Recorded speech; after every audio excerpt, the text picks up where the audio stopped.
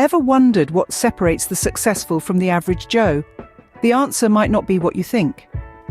Many people assume one needs to be born with a silver spoon in their mouth or possess some secret knowledge. But the truth is, success is not a destination. It's a journey. It's not about where you start, but the steps you take. Now you might be thinking, well, that sounds great, but where do I even begin? That's the beauty of it all. We're about to embark on a journey together, breaking down this seemingly monumental task into 5 manageable steps. We'll explore forming healthy habits, how to ignore outside negative criticism, and being productive even when you don't feel like it. It's about learning, growing, and most importantly, doing. So grab a cup of your favorite brew, sit back and relax. It's time to take control of your journey.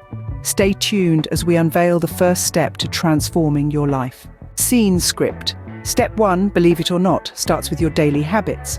Now you may be wondering, why habits? Well, habits are the building blocks of our lives.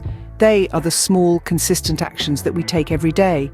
They may seem trivial on their own, but when compounded over time, they have a significant impact on our overall productivity and success. Imagine, if you will, a ship setting sail with no clear direction. It's bound to get lost, right? That's the same with our lives. Without good habits to guide us, we are like that ship drifting aimlessly in the sea of life. Good habits are like a compass, guiding us towards our desired destination.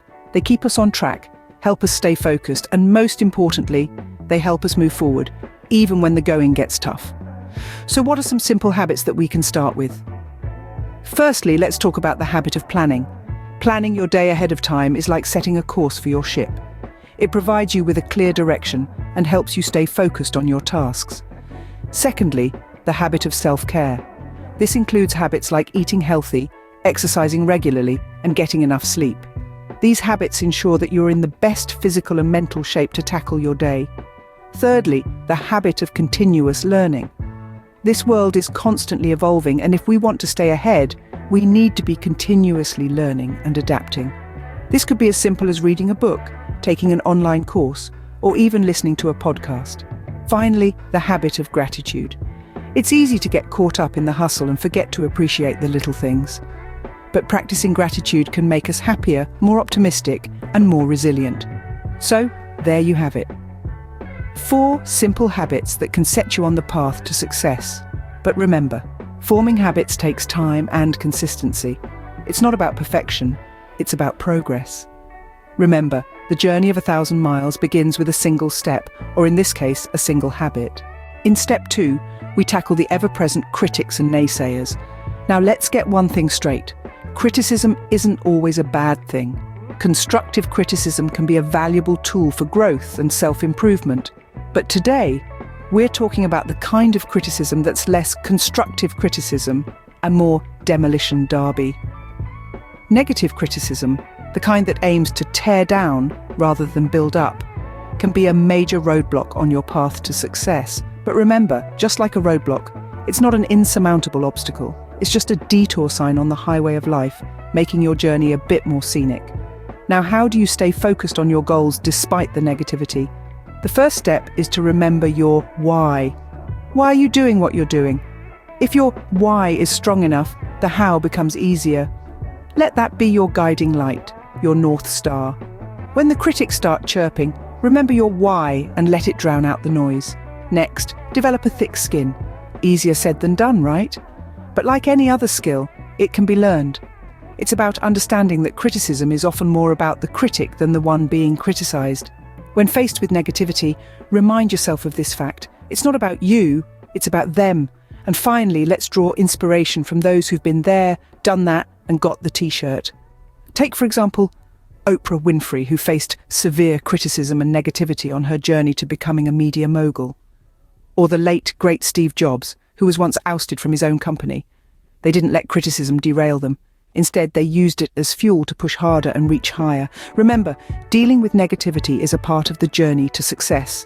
As the saying goes, haters are gonna hate. It's up to you to decide whether it affects your journey to success or not. Step 3 is all about productivity, even when you're not feeling it. Now, let's get something straight. Motivation is a fickle friend. It's there one moment, gone the next. It's the unreliable buddy who promises to help you move, then bails at the last minute. So, instead of relying on motivation, let's turn to our loyal friend, discipline. Discipline is the rock-solid cousin of motivation. It's the one who shows up, rain or shine, ready to get the job done. It's not about feeling like doing it, it's about doing it because it needs to be done. Discipline is the bridge between goals and accomplishment. It's the engine that drives success. So, how do we cultivate discipline? First, establish a routine. This helps automate tasks, reducing the mental effort required to get started. Second, break tasks into manageable chunks. It's less daunting to tackle a small piece of the task than the whole thing at once. Third, practice mindfulness. By focusing on the task at hand, you can reduce distractions and increase productivity. Remember, staying productive isn't about being a superhero, it's about being human. It's about acknowledging that some days you won't feel like it, and that's okay. It's about understanding that success isn't a sprint, it's a marathon. It's about showing up day after day, doing the work and making progress, even if it's just a little bit. This isn't to say that motivation is useless. No, it's like the wind in your sails, giving you that extra push when it's there.